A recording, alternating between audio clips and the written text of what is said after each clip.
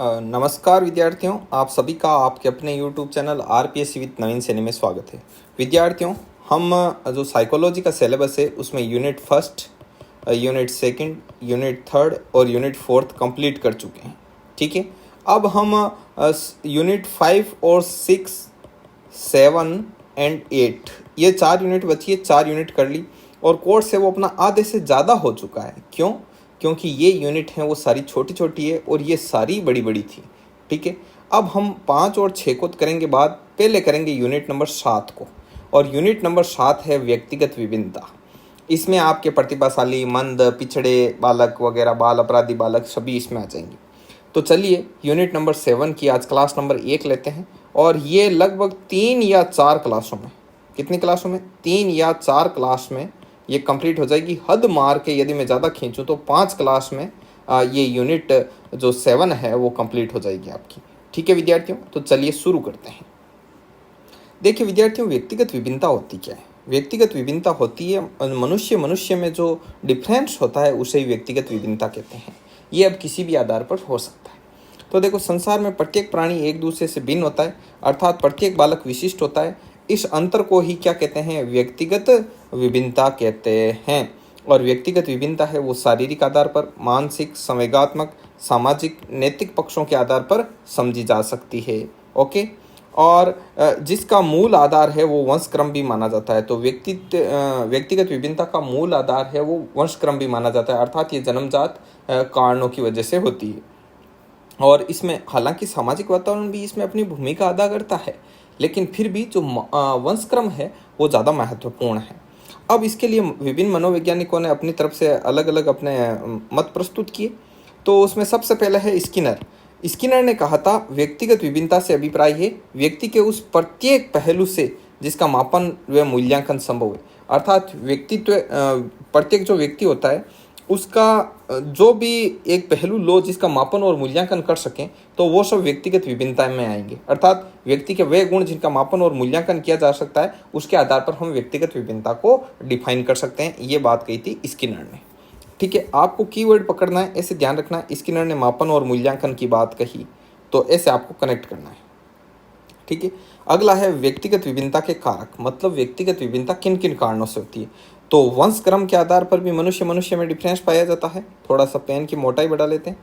और वातावरण की वजह से भी, जाति की वजह से भी, देश मतलब जिस वातावरण में वह रहता है, भौगोलिक परिस्थितियां वगैरह, इस वजह से भी, लिंग के कारण भी, बुद्धि के कारण भी, शिक्षा मिलती है मनुष्य को, शिक्षा की वजह से। खेल का मैदान भी व्यक्तिगत विभिन्नता को प्रभावित करता है, क्योंकि खेल का मैदान है वो सामाजिक विकास का आधार होता है और सामाजिक विकास व्यक्तिगत विभिन्नता में मेजर रोल अदा करता है। आर्थिक स्थिति भी व्यक्तिगत विभिन्नता का कारण बनती है। ग्रहण क्षमता, भाई आप में कोई भी चीज़ एडॉप्ट करने की कितनी कैपेसिटी है, वो भी व्यक्तिगत विभिन्नता को प्रभावित करती है। ठीक है, इसके अलावा परिपक्वता, ठीक है, एक 10 साल का बालक है और एक 6 साल का बालक है, तो इनमें परिपक्वता की वजह से भी व्यक्तिगत विभिन्नता देखने को मिलती है। आयु, परिपक्वता सभी आ गए इसमें। ठीक है, अब इसमें आयु में तो देखो 6 साल, 12 साल ये एज वाला आ जाएगा। और इसमें परिपक्वता हर एंगल से, आपके एजुकेशन मिलने से, ठीक है, आपको वातावरण मिलने से, अच्छा लर्निंग इन्वायरमेंट मिलने से, इन सब से जो परिपक्वता आती है शारीरिक और मानसिक, वो भी व्यक्तिगत विभिन्नता को प्रभावित करती है। ठीक है, अब आगे बढ़ी। वुडवर्थ ने क्या कहा? वुडवर्थ ने कहा कि व्यक्तित्व होता है वो वंशक्रम और वातावरण से मिलकर बना होता है। तो आप कैसे ध्यान में रखोगे? इसको ऐसे ध्यान में रखना है, व्यक्तित्व में कितने वे हैं? 2 वे हैं। तो वंशक्रम और वातावरण में भी 2 वे हैं। तो वुडवर्थ के अनुसार व्यक्तित्व वंशक्रम और वातावरण से मिलकर बना होता है। आगे बढ़िए। फ्रांसीसी गाल्टन ने, यह बहुत महत्वपूर्ण है, फ्रांसीसी गाल्टन ने 19वीं सदी में पहली बार व्यक्तिगत विभिन्नता को लेकर विचार दिया। तो प्रश्न आएगा सीधा कि व्यक्तिगत विभिन्नता का कंसेप्ट किसने दिया? तो फ्रांसीसी गाल्टन ने दिया। ओके, और ऐसे बालकों का अध्ययन शुरू किया था जो सामान्य बालकों से हटकर या विशेष लक्षण प्रकट करने वाले होते हैं। ठीक है, तो फ्रांसीसी गाल्टन ने देखा कि जो सामान्य से हटकर जो भी हैं उनका अध्ययन करो और देखो कि इनमें क्या डिफरेंसेस है। समझ गए? तो सबसे पहले व्यक्तिगत विभिन्नता का कंसेप्ट दिया फ्रांसीसी गाल्टन ने। और वर्तमान समय में प्रतिभाशाली, पिछड़े, मंदबुद्धि, असामाजिक या बाल अपराधी, सृजनशील आदि प्रकार के बालकों का अध्ययन किया जाता है और इन सभी बालकों को समाज के लिए एवं राष्ट्र के लिए विशिष्ट बालकों के रूप में पहचाना जाता है और धरोहर के रूप में इनके विकास हेतु प्रयास किए जाते हैं। ऐसा नहीं है कि मंदबुद्धि है तो बस इसको छोड़ दो, नहीं, मंदबुद्धि है तो उसको उसकी बुद्धि के अनुसार उसको वातावरण दो, उसे मतलब उसका डेवलप करो, उसका इन्वायरमेंट है वो अच्छा रखो, उसमें हीन भावना नहीं आनी चाहिए, ठीक है, क्योंकि वो भी ईश्वर की एक प्रतिकृति है। व्यक्तिगत विभिन्नता के बारे में सर्वप्रथम फ्रांसीसी गाल्टन ने 19वीं सदी में बताया। ये कंसेप्ट देख लिया हमने, बहुत ही महत्वपूर्ण कंसेप्ट है। आगे बढ़िए। अब देखो, ये व्यक्तिगत विभिन्नता है तो इसमें मानसिक स्वास्थ्य होता है ना, वो मेन रोल अदा करता है। थोड़ा मानसिक स्वास्थ्य भी हमको पढ़ते हुए चलना है, फिर हम मानसिक स्वास्थ्य देख लेंगे और मानसिक स्वास्थ्य के आधार पर भी अच्छा मानसिक स्वास्थ्य और खराब मानसिक स्वास्थ्य देख लेंगे और फिर हम प्रतिभाशाली, मंदबुद्धि, पिछड़े, बाल अपराधी, सृजनशील इन सभी बालकों का अध्ययन करेंगे। तो सबसे पहले है मानसिक स्वास्थ्य क्या है। तो मानसिक स्वास्थ्य आप जानते हो दिमागी स्वास्थ्य एक तरीके से। मानसिक स्वास्थ्य से अभिप्राय ये व्यक्ति के सामाजिक वातावरण में सकारात्मक, सहयोगात्मक एवं समायोजित व्यवहार की स्थिति।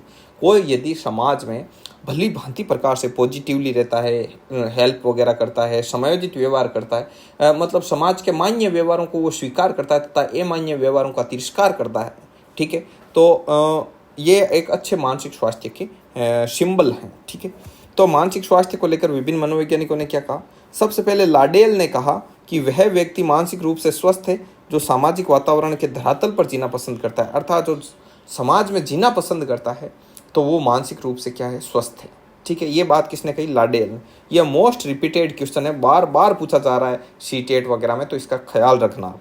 अब देखो, आप याद कैसे रखोगे कि लाडेल, तो लाडला है ना, वो सामाजिक वातावरण के धरातल पर जीना पसंद करता है, रेत में, ऐसे आप याद रखना, मिट्टी में खेलेगा, कूदेगा, नाचेगा, शादी ब्याह फंक्शन, तो लाडला समाज में जीना पसंद करता है।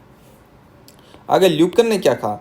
ल्यूकन ने कहा वे व्यक्ति जो मानसिक रूप से स्वस्थ है, जो स्वयं सुखी रहता है, दूसरों को सुखी रहने देता है और अपने बालकों को सुनागरिक बनाता है एवं शेष बची ऊर्जा का उपयोग किसमें करता है, जन कल्याण के लिए करता है, तो वो व्यक्ति क्या कहलाएगा, मानसिक रूप से स्वस्थ, अर्थात खुद सुखी रहे, दूसरों को सुखी रहने दे, ठीक है, अच्छा अपने बालकों को अच्छा सुनागरिक बनाए और शेष जो भी ऊर्जा बचती है उसका प्रयोग वो जन कल्याण के लिए, मानव हित में करे, तो हम उसको मानसिक रूप से स्वस्थ बोलेंगे। ये किसने कहा था, ल्यूकन ने, ठीक है। अगला, मानसिक रूप से स्वस्थ व्यक्ति के लक्षण क्या है। उसका एक डेली रूटीन होता है, फिक्स नियमित दिनचर्या होती है, उसका अच्छा कॉन्फिडेंस होता है, आत्मविश्वास होता है, सहनशील होता है, हर छोटी छोटी बात पर ऐसे नहीं कि उछलने लग जाए, समायोजित रहता है, समायोजित व्यवहार प्रदर्शित करता है, निर्णय लेने की क्षमता होती है, मतलब डिसीजन पावर होती है, उच्च आकांक्षा इस तरह होता है, वो सोचता रहता है कि हम देखो अच्छे से अच्छा करेंगे, धीरे धीरे आने वाला कल और बेहतर होगा। मिलनसारी होता है, फ्रेंडली नेचर होता है, कार्यों में संतुष्टि होती, जितना काम किया, जितना पेमेंट मिला, ठीक है, इन सब में संतुष्टि होती है, हरदम ऐसे असंतुष्ट नजर नहीं आएगा। रियलिटी में जीता है, यह नहीं कि काल्पनिक दुनिया में जीता है। संवेगात्मक रूप से स्थिर रहता है, मतलब ये नहीं कि एक मिनट में क्रोध आ गया, अगले मिनट हंसने लग गया, ऐसी बात नहीं होती। अब देखो, शिक्षक के मानसिक स्वास्थ्य के प्रभाव। एक अच्छा शिक्षक है तो उसके मानसिक स्वास्थ्य को कौन कौन प्रभावित करते हैं, तो वे कारक जिनसे शिक्षक का मानसिक स्वास्थ्य खराब हो सकता है। पहला, वेतन विसंगति। आजकल देखो प्राइवेट स्कूल वगैरह में इतना कम वेतन देते हैं, वेतन में इतनी विसंगति है, ठीक है, मतलब कि कोई बहुत हाई लेवल पर पढ़ा रहा है, चपरासी के बराबर उसको सैलरी दी जा रही है, तो इससे भी शिक्षक का मानसिक स्वास्थ्य डिस्टर्ब होता है। कार्यों का अधिभार। अब जैसे सरकारी स्कूलों में बहुत ज़्यादा जनगणना का दे दिया, पशु गणना का कार्य दे दिया, मतलब पोलियो अभियान में भेज दिया, महामारी में लगा दिया, पढ़ाई में लगा दिया, हर जगह मतलब कार्य थोप दिया, तो कार्यों का ज़्यादा वर्कलोड होने से भी व्यक्ति शिक्षक का मानसिक स्वास्थ्य प्रभावित होता है। निरंकुश प्रशासन। अच्छा, ऊपर वाला कोई भी सीनियर अधिकारी आ रहा है, बजा के जा रहा है, ठीक है, तो इससे भी उससे क्या होता है, मानसिक स्वास्थ्य खराब होता है। आपसी संघर्ष। शिक्षक की एक ऐसी प्रजाति है जो अपन एक दूसरे को खुद ही काटती है, ठीक है। बाकी जैसे डॉक्टर है तो डॉक्टर का समर्थन करेगा, ऐसा नहीं कि मतलब काट तो हरगिज नहीं करेगा, लेकिन ये टीचर में होता है, आपसी संघर्ष सबसे ज़्यादा होता है। पद का भय कि ये नौकरी चली जाएगी, ये भी मानसिक स्वास्थ्य को प्रभावित करता है। और यदि वो कुछ अच्छा करना चाह रहा है और उसके सहायक सामग्री का अभाव है तो भी ये शिक्षक के मानसिक स्वास्थ्य को प्रभावित करता है। अब बालक के मानसिक स्वास्थ्य को कौन प्रभावित करता है, बालक है, तो देखो बालक का वंश क्रम। एक तो जन्मजात, वो किस वंश में पैदा हुआ है, उसकी जन्मजात पृष्ठभूमि क्या है, ये उसके मानसिक स्वास्थ्य को प्रभावित करती है। वातावरण, परिवार का वातावरण, समाज का वातावरण, विद्यालय का वातावरण भी बालक के मानसिक स्वास्थ्य को प्रभावित करते हैं। मित्र मंडली, उसके फ्रेंड्स भी प्रभावित करते हैं।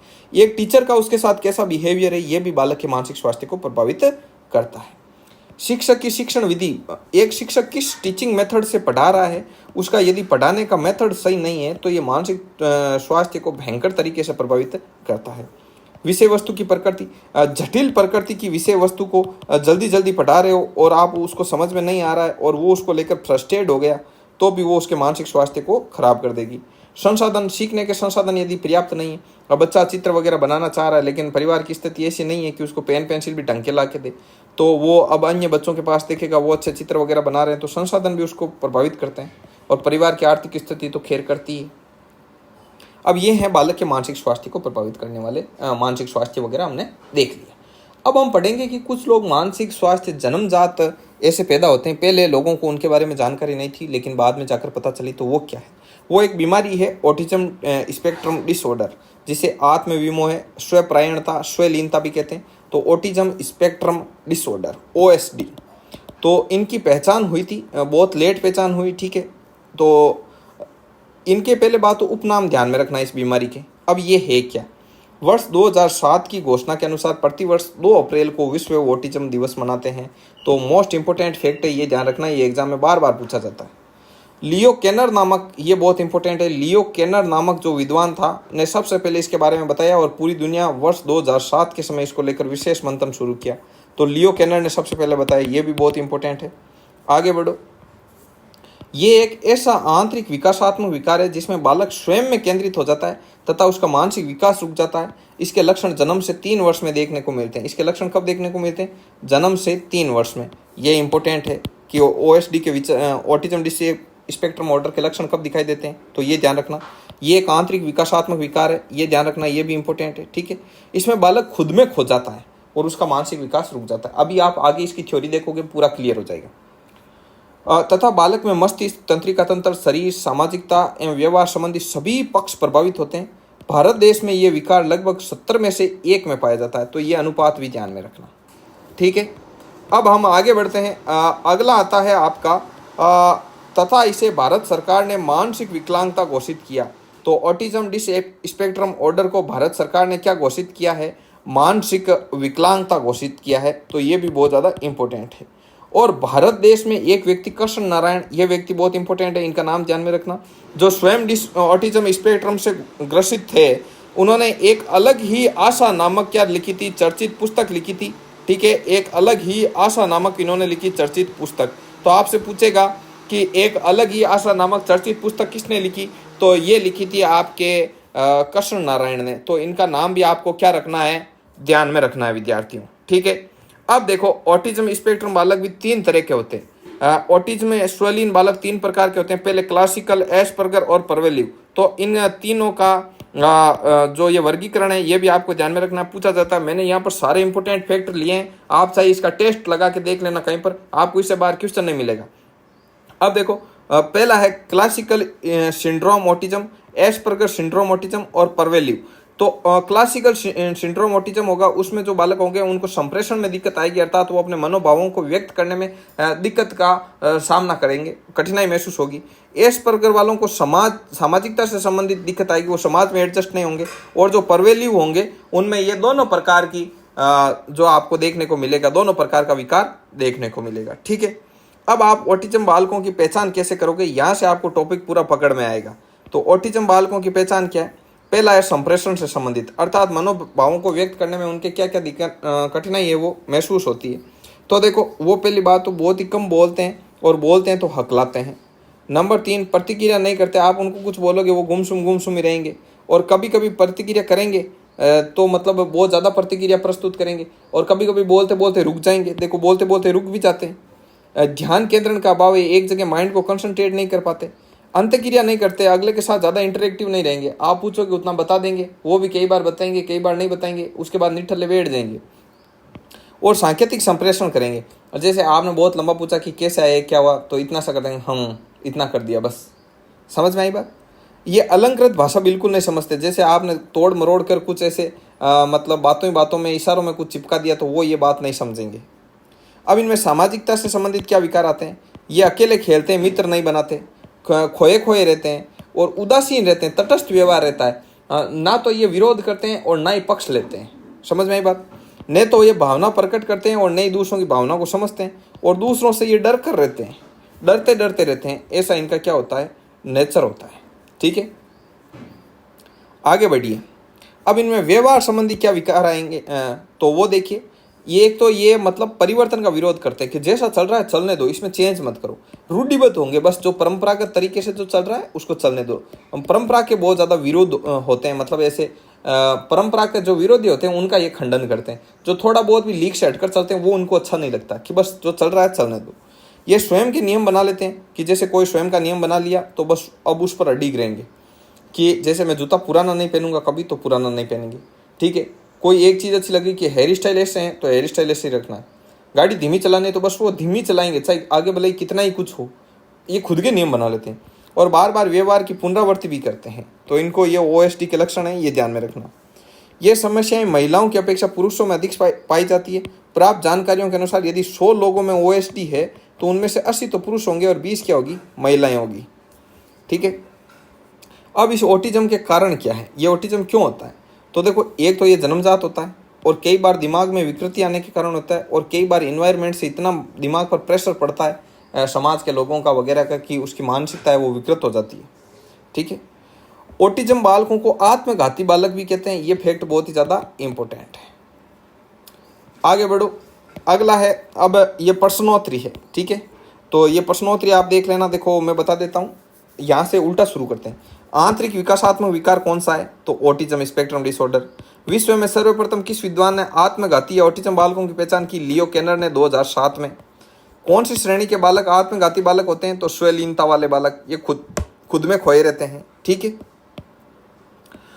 एक प्रेमी को प्रेमिका के व्यवहार ने इतना विकृत बना दिया है कि वे किसी भी कार्य को मन से नहीं कर पाता। शायद वे व्यवहार क्या है, मानसिक अस्वस्थ हो गया है अब वो। ठीक है, आगे बढ़िए। अगला है अध्यापक के व्यक्तित्व में बाधक तत्व है निम्न आकांक्षा स्तर। ये बाधक है, ये प्रश्न बहुत फेमस है, ये बार बार पूछते हैं, इसका ध्यान रखना। पूर्ण शारीरिक एवं मानसिक सामाजिक कल्याण की स्थिति क्या कहलाती है, कि वो मानसिक रूप से स्वस्थ है। ठीक है, मानसिक स्वास्थ्य विज्ञान के प्रणेता कौन थे, CW बियर्स। तो ये फैक्ट ध्यान रखना कि मानसिक स्वास्थ्य विज्ञान के प्रणेता कौन थे, CW बियर्स के अनुसार जो व्यक्ति मानसिक रूप से अस्वस्थ होता है वो क्या करता है, वो सामाजिक वातावरण में समायोजित नहीं रहता। ये उसका आंसर है। तो ब्लैक में पर्सन है और रेड में आंसर है। और प्रबल एवं अप्राप्य इच्छाओं को संतुष्ट करना समायोजन, ये समायोजन का कौन सा भाग है, तो ये समन है। ठीक है, ये पिछले जो चैप्टर था उसका ये पर्सन है, यहाँ पर लिखा हुआ है, ऐड किया हुआ है, तो आप इसको पढ़ लेना। ठीक है, मतलब यदि आपकी बहुत ज़्यादा इच्छा हो रही है तो आप उसको कुछ कुछ पूर्ति करते हुए समायोजित होते हो तो उसे समन कहते हैं, और पूर्णतः अपनी इच्छा को दबाते हो तो वो दमन कहलाता है। ठीक है विद्यार्थियों, तो आज की क्लास में बस इतना ही। यदि आपको ये क्लास पसंद आई, चैनल को सब्सक्राइब जरूर से जरूर कीजिएगा, वीडियो को लाइक कीजिएगा, अपने दोस्तों के साथ शेयर कीजिएगा। और ये PDF यदि आप प्राप्त करना चाहते हैं तो टेलीग्राम चैनल का लिंक है वो डिस्क्रिप्शन में दे रखा है, वहाँ से टेलीग्राम चैनल को ज्वाइन कर लीजिए आप। और इसके अलावा और भी आपकी किसी प्रकार की नुक्कायरी हो तो आप इस पर संपर्क कर सकते हैं, अपना नाम और डिस्ट्रिक्ट लिख के सेंड कर देना। तो मिलते हैं विद्यार्थियों नेक्स्ट वीडियो में, तब तक के लिए जय हिंद, जय भारत।